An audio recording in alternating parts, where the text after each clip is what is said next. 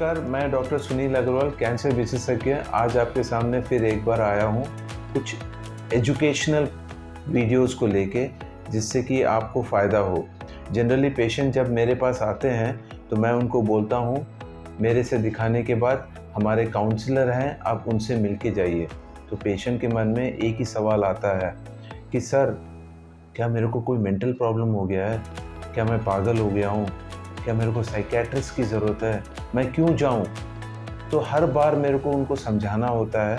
आज इस वीडियो के माध्यम से शायद मैं ये बताना चाहता हूँ कि कैसे एक कैंसर पेशेंट्स को जनरली इमोशनली इम्बैलेंस होता है, थॉट्स के इम्बैलेंस होते हैं, जिसके लिए ट्रीट करने के लिए कोई और जो कि मेरे से भी अच्छे हैं, वो अपने फील्ड में उनके पास भी जाना चाहिए। और ये एक इंटीग्रेटेड है।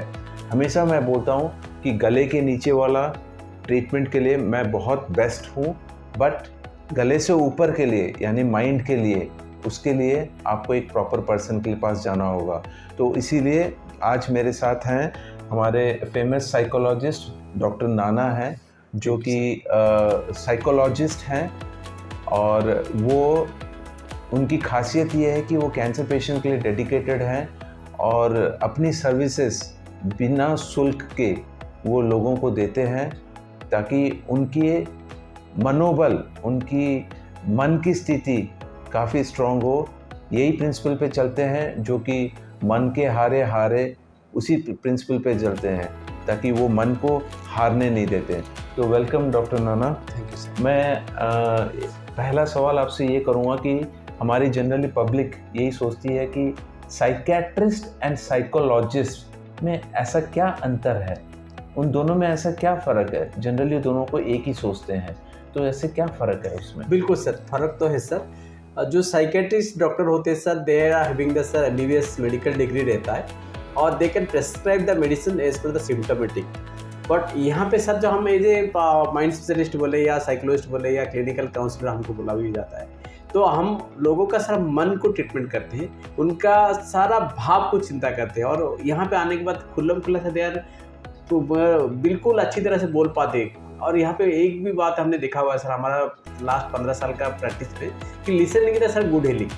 और ये सुनने के बाद सर उनका इमोशन ब्रस्टअप होता है, और इमोशनल फ्रीडम होने के बाद सर धीरे धीरे धीरे धीरे बहुत कुछ हील हो जाता है। This is the difference between the sir psychiatrist and psychologist and clinical counsellor. Correct. तो आपको क्या लगता है, खुली बात करते हैं, आपको क्या लगता है एक कैंसर पेशेंट जब आते हैं, उनको एक साइकोलॉजिस्ट की ज़रूरत है या नहीं है? 100% ज़रूरत है सर, क्योंकि सर जब कैंसर का नाम सुनते ही सर हर एक के मन में घबराहट होता है, भय आता है कि मेरे को क्या हो गया क्या नहीं। कैंसर का नाम ही ऐसा है सर, क्योंकि बहुत सारे विचार, जिसको बोला जाता है माइंड कैंसर, मन के विचार के कारण जो हुआ है इसको माइंड कैंसर होता है। उसके बाद सर शरीर में कैंसर आता है। जैसे कि आपने पहले से बता दिया, बहुत अच्छा बात बताया कि बस गले से नीचे तक तो आप ये कैंसर का ट्रीटमेंट करते हैं, लेकिन सर जो मन से जो कैंसर हुआ है उसको ट्रीटमेंट हम करते हैं, जिसकी उनकी बातों को समझते हैं। और ये यहाँ पे सर समझने की, सिर्फ समझते नहीं, समझने के बाद सर कुछ ऐसा टेक्निक उनके ऊपर इम्प्लीमेंट करते हैं, जिसके उनका मन का बहुत स्ट्रांग बनता है, मोरल सपोर्ट बनता है, और उनका इम्यूनो सिस्टम में डेवलपमेंट होता है, including taking of the medicine of cancer. Medicine लेने के बाद हमें देखे हुए कि उनको बहुत अच्छा लगता है कि हाँ मैं भी कर सकता हूँ। यानी मन का जीता जीत, मन के हारे हारे हार, वही वाली प्रिंसिपल पे चलते हैं। सही बोल रहे हैं, बिकॉज जनरली हमारे यहाँ देखा गया है कि हम कंपेयर करते हैं अमेरिका से, और बोलते हैं कि अमेरिका में सबसे ज़्यादा डिप्रेशंस और ये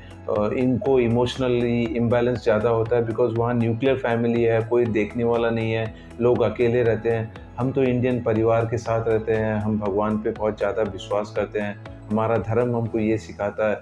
तो जनरली हम ये सोचते हैं कि हमको ये सब चीज़, ये जो इमोशनल इम्बैलेंस, डिप्रेशन, एंग्जाइटी, ये सब चीज़ हमें इंडियंस को बहुत कम होगी। मगर एक स्टडी किया हुआ, उसमें देखा गया है कि 92% ऑफ कैंसर पेशेंट्स, हम कैंसर पेशेंट्स की बात कर रहे हैं, मैं भी डेटा लेके आया हूँ, 92% कैंसर पेशेंट्स को इमोशनली कुछ ना कुछ इम्बैलेंस होता ही है। तो इसीलिए आपने जो बोला कि डेफिनेटली उनको एक साइकोलॉजिस्ट के पास जाना बहुत ज़रूरी है। तो मेरे को आप ये समझाइए कि एक कैंसर पेशेंट्स में ऐसा एक डॉक्टर हो या फिर उनके परिवार वाले हो, ऐसा क्या देखें जिससे कि लगे कि नहीं, इनको एक साइकोलॉजिस्ट की ज़रूरत है। ऐसा उसमें क्या देखें? हाँ, कुछ सिम्टम्स रहता है सर, जो परिवार वालों को पहले मार करना चाहिए था, नहीं तो सोसाइटी को भी हमको मार करना चाहिए। अगर बच्चा स्कूल में पढ़ता है तो टीचर्स को भी मार करना जरूरी है। तो ये पहला है कि सर बच्चा उदास रहेगा, जिसको हम डिप्रेशन बोला जाता है। और कभी कभी सर कभी खुशी कभी गम जिसको बोलते हैं, जिसको हम बाइपोलर के नाम से उसको फाइंड आउट भी करते हैं। और इसके साथ साथ कभी कभी आपने देखे लैक ऑफ इंटरेस्ट रहेगा, काम में उसका मन नहीं लगेगा, और पेट में बार बार गड़बड़ी होगा, और घबराहट रहेगा, और रातों में और टीनेज होगा तो बहुत सारा मस्कुलरिटी का सीमन इजैकुलेशन भी करेगा। तो ये अगर होता है, अगर हमको पता हम कैंसर पेशेंट की स्पेसिफिक बात करते हैं। हाँ, तो कैंसर पेशेंट्स में ऐसे क्या क्या होना हाँ, ये जो सारा जो बताया कि सर जैसे कि उनको उदास रहना, और उनको सर घबराहट होना, या उनका पेड़ों में या हाथों में बार बार दर्द होना, तो ये सारा चीज़ अगर होता है, और कभी खुशी कभी गम होना, जैसे कि बाइपोलर जिसको बोला जाता है, और जनरल एंग्जाइटी डिसऑर्डर सर ये होता ही रहता है। जनरली इंटरेस्ट नहीं लेना, अकेले रहेगा, दूसरों से कटा रहेगा, बिल्कुल पूरा अंधेरे में रहने की उसको मजा आएगा, कोई दोस्त के साथ मिलने की कोशिश नहीं करेगा, सोचेगा आइसोलेट करेगा सर, सोचेगा कि जिंदगी क्या है, अब तो बेकार है, ऐसा हो गया, मेरा लाइफ पे कोई वैल्यू नहीं है, वैसे सोचेगा। जितना ऊपर आइसोलेट करके रखेगा सर, हमको इमीडिएट उसको पकड़ना है, क्योंकि उस समय सर उसका पीडब्ल्यू मतलब पैथोलॉजिकल वरी रहेगा, जिसके कारण सर वो कभी भी लाइफ से क्विट कर सकता है। तो जनरली तो ये थॉट प्रोसेस ही हुआ है, जिसके लिए कि एक साइकेट्रिस्ट की जितनी ज़रूरत नहीं है, उससे ज़्यादा एक साइकोलॉजिस्ट की ज़रूरत है। बिल्कुल सर। तो ये आपने सही बोला, क्योंकि हम डॉक्टर, मैं कैंसर स्पेशलिस्ट हूँ, हम डॉक्टरों को जनरली मेडिकल में जब हमें पढ़ते हैं, हमें जब पढ़ाई जाती है, तो हमें एक पेशेंट के इमोशंस को कैसे डील करना है, ये हमें सिखाया नहीं जाता, ना ही कोई। ये हम अपनी प्रैक्टिस से धीरे धीरे जानते हैं, धीरे धीरे आप लोगों का काम को सहराते हैं और आप लोगों को इम्पोर्टेंस देते हैं। जनरली ये देखा गया है कि स्पेशली कैंसर पेशेंट्स के लिए, कैंसर पेशेंट्स का साइकोलॉजिकल प्रॉब्लम इसलिए ज़्यादा है कि बिकॉज ये लॉन्ग टर्म बीमारी है, ये इमीडिएटली नहीं है। तो इसीलिए ये जो दुख है, ये जो दर्द है, और हर बार जब पेशेंट आते हैं हमारे पास चेकअप के लिए, आज डॉक्टर साहब के पास जा रहे हैं, कहीं कुछ बता तो नहीं दिए, कहीं कोई इन्वेस्टिगेशन में कुछ निकल नहीं जाए, तो हमेशा वो जो फियर फैक्टर जो RSC वाला रहता है कि कब हम कंफर्म हो जाएं पता नहीं है, वो चीज़ को दूर करने के लिए जनरली हम जो डॉक्टर हैं 20 से 25% ही हम पेशेंट्स को आइडेंटिफाई कर पाते हैं कि इनको जाना है, बाकी 75% को हम मिस कर जाते हैं, इतने बड़े चंक को। बट आज आपने जो 5 सिम्टम्स जो बताए जनरली, जो कि नींद नहीं आना, वो बाइपोलर डिसऑर्डर, बहुत खुश हो जाना, वो आइसोलेटेड हो जाना, भूख नहीं लगना, कोई चीज़ में इंटरेस्ट नहीं आना, अपनी ज़िंदगी को वर्थ नहीं समझना, ये सब जो चीज़ है, ये अगर कहीं भी कुछ देखें तो वो आपके पास रेफ़र करें। जनरली हम डॉक्टर्स इसको एसेस कैसे करते हैं, आपसे जानने के पहले हम ऐसे एसेस करते थे कि पेशेंट आए, बोले कैसे हो भैया, तो बोलेंगे सर बहुत अच्छा है, हमें पता चल गया कि अच्छा है। और कोई प्रॉब्लम, यानी हम पूछ रहे हैं कि कोई बीमारी को लेके, कोई शरीर के बीमारी को लेके कोई प्रॉब्लम है, बस ये 2 ही सवाल, उसके बाद तो लिखा दवाई और पेशेंट घर चला गया। बट उसकी कुछ कई अनकही कहानियाँ जो कि छूट गई, वो तो रह ही गई। तो ये आपने बहुत अच्छा बोला। जनरली जब मैं प्रैक्टिकली बता रहा हूँ, जनरली जब हम पेशेंट को आपके पास भेजते हैं तो उसके जो साथ में जो आए हुए रहते हैं, सर जाने की कोई ज़रूरत नहीं है, मैं ही उसको समझा दूँगा, मैं ही अपने माँ को या बीवी जो भी आई है, मैं उनको समझा दूँगा, आप कहाँ वो मेरे पास भेज रहे हैं, ज़रूरत नहीं है। तो वो ही अपने आप को खुद से काउंसलर सोच रहे हैं। तो मेरा आपसे 2 सवाल है, एक कि उनके साथ जो फैमिली मेम्बर आए हुए हैं उनको काउंसलिंग की ज़रूरत है क्या, और दूसरा क्या कोई भी काउंसलर बन सकता है, या कोई एक सर्टिफाइड यानी कोई जो उस चीज़ में माहिर है, सिर्फ उन्हीं को काउंसलिंग करना चाहिए? बहुत अच्छा सवाल, कैसे लोगों को यही आंख खुलने वाले सवाल है सर।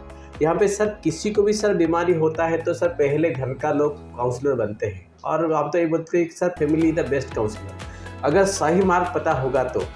और यहाँ पे कैंसर पेशेंट आते हैं तो सर पेशेंट भी बहुत इरिटेट रहता है, और जब फैमिली लोग समझाते वो भी थक जाते हैं। तो फैमिली लोग को सर पहले काउंसलिंग का ज़रूरत है, क्योंकि दे आर द सपोर्टर।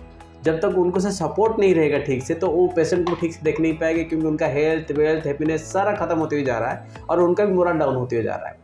जैसे कि सर मोरल उनका फैमिली का भी डाउन हो रहा था, ऑटोमेटिकली पेशेंट उनको भी देख रहा है, तो पेशेंट भी धीरे धीरे डाउन होते जा रहा है। तो पेशेंट को भी ज़रूरत है और फैमिली को भी सर ज़रूरत है, रिपीटेडली ज़रूरत है सर। जैसे कि सर आपको पता होगा कि हमको बचपन से बताया गया है कि A4 बोलेंगे तो एप्पल ही आता है, क्योंकि माइंड को रिपीटेशन पसंद है। एक गाना हमको जो आता है सर, बेबी को बेस पसंद है, उसी तरह से हमारा थेरेपी में हम बोलते हैं सर मन को रिपीटेशन पसंद है, क्योंकि हम मन विशेषज्ञ हैं, तो हमको पता है कि मन को कौन सा काम देने के बाद वो हमारा बात मानेगा, हमारा बस में रहेगा, और हमारा इम्यून सिस्टम भी बहुत कुछ, जैसे कि आपने बताया कि बस मन तो हारे हारे मन के जीते जीते, और मन को बूस्टअप करने के लिए सर दोनों को काउंसलिंग रिपीटेडली ज़रूरत है। और मैं हर एक से बताऊंगा कि बस कभी भी यहाँ पे सार के दवाई भी खाते रहिए और रेगुलरली काउंसलिंग डेफिनेटली साइकोलॉजिस्ट के पास बैठे या माइंड थेरेपिस्ट के पास बैठे। तो ये तो आपने बताया कि यानी फैमिली मेंबर्स को भी काउंसलिंग की ज़रूरत है, क्योंकि वो भी स्ट्रेस में गुजर रहे हैं, उनके भी मन में उथल पुथल हो रही है कि कैसे ठीक हो। तो क्या फैमिली मेंबर भी काउंसलर बन सकते हैं, या उनको आपके पास या आपके जैसे जो काउंसलर हैं उन्हीं के पास जाके काउंसलिंग लेना है? हाँ, उन्हीं के पास से जाके काउंसलिंग करेंगे सर बहुत अच्छा रहेगा, क्योंकि sir they are well trained, well professional, उनका बहुत अच्छा एक्सपीरियंस भी रहता है, उनके पास बहुत टेक्निक रहता है, उनको पेशेंट देखते हैं तो उनका एक्सपीरियंस सारा चीज़ रहता है, तो वो खुद नॉर्मल काउंसलिंग घर में कर सकते हैं। लेकिन अगर टॉप लेवल में हमको सच में रिकवरी होना है बहुत, तो प्रोफेशनल के साथ बैठना जरूरी है, जिनके पास बहुत ट्रेन क्वालिटी रहेगा, टेक्निक भी रहेगा। तो यानी आपसे बात करके मेरे को ये पता चला कि कैंसर पेशेंट को किसको, कहाँ, कब, कैसे आपके पास भेजना चाहिए, साइकोलॉजिस्ट के पास भेजना चाहिए, किसको भेजना चाहिए, और क्यों एक साइकोलॉजिस्ट को ही ट्रेनिंग देना चाहिए। तो अगर मैं आपसे ये बोलूँगा कि आपका संदेश क्या है, कि कैसे टेक होम मैसेज, अगर मैं अपने पेशेंट्स लोगों को ये वीडियो दिखाना चाहता हूँ, कि बोलना चाहता हूँ कि नहीं आपको तो आपका एक टेक होम मैसेज क्या है? टेक होम मैसेज रहेगा सर, पहला जैसे कि बहुत सारे साइकेट्रिस्ट का मेडिसिन खाई जाने के बाद भी साइकेट्री का डॉक्टर हमारे पास भी भेजते हैं फिर से, कि जाओ फिर से काउंसलिंग करके आओ, साइकोलॉजिस्ट के पास जाके आओ। और यहाँ पे हम हर एक को ये मैसेज देना चाहिए सर, किसी भी प्रॉब्लम में आप हार मत जाइए, हम आपके साथ हैं। करेक्ट, सही बोला आपने, क्योंकि ये देखा गया है कि इंडिया में नॉर्मल पॉपुलेशन में 15% पॉपुलेशन जो है वो मेंटल इलनेस के से प्रभावित हैं। तो आपके पास जाके जनरली मेंटल इलनेस को हम रिकॉग्नाइज़ नहीं करते, हम उसको एक डिजीज़ के हिसाब से नहीं सोचते। तो जनरली ये जो पॉपुलेशन है, ये लार्ज चंक ऑफ पॉपुलेशन रह जाती है अनअटेंडेड। तो डेफिनेटली आपके पास जाने से उनको फ़ायदा होगा।